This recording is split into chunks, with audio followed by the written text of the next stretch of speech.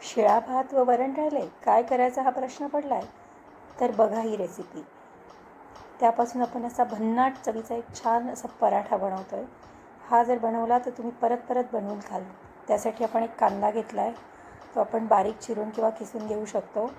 त्याच्यामध्ये आपण हिरवी मिरची, आलं आणि लसूण याची पेस्ट करून घालणार आहे, अशी जाडी भरडी. ती आपण हळूहळू मिक्स करतो याच्यामध्ये.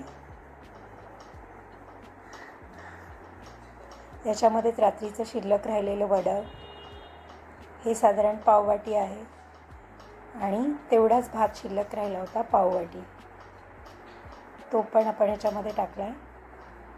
आणि याच्यात आपल्याला मीठ अगदी चवीनुसार टाकायचं आहे, कारण भातात मीठ असतं आणि वरणात पण मीठ असतं.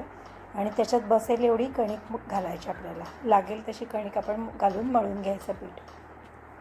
छान मळायचं एकसारखं. असं चमच्याने दाबून दाबून घेऊन मळलं तरी चालतं. असं छान मिक्स झालेलं आहे पीठ आपलं. आपण ते 5 मिनिटासाठी झाकून ठेवूयात.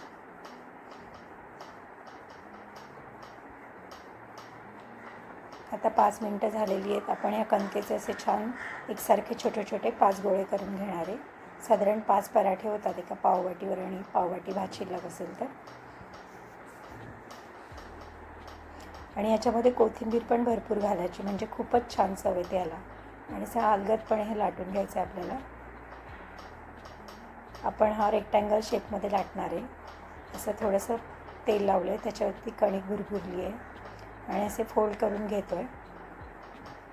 अशा प्रकारे फोल्ड करायचा आणि अशा शेपमध्येच आपल्याला लाटून घ्यायचा आहे. हळू लाटायचा आपल्याला तो, आणि जास्त मोठे नाही, साधारण थोडे छोटेच पराठे लाटायचे आपल्याला.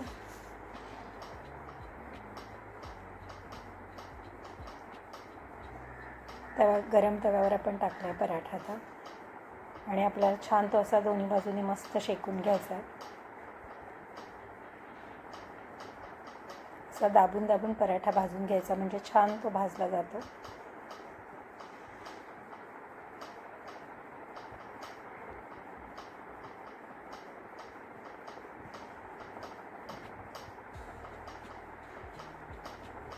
छान असं तेल लावून घेऊ आपण त्याच्यावर एकसारखं.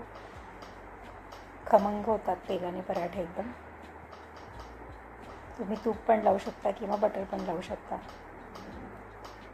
दोन्ही साईडनी छान तेल लावून घेतलं आहे. मस्त गोल्डन ब्राऊन दिसत आहेत एकदम.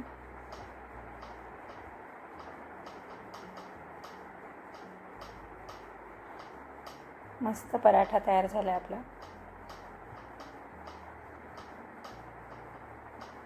आणि अशाच प्रकारे आपण बाकीचे पण पराठे लाटून घेणार आहे. असे उलटे पुलटे करून मस्तपैकी शेकून, त्याला छानपैकी तेल लावून असे मस्त आपण पराठे सगळे तयार करून घेणार आहे.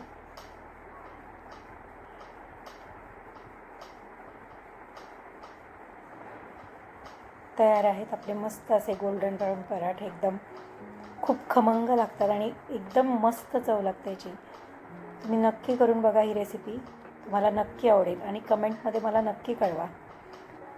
आणि अशाच रेसिपी आवडल्या तर प्लीज माझ्या चॅनलला लाईक करा, सबस्क्राईब करा, आणि कमेंट तर नक्कीच करा. थँक्यू.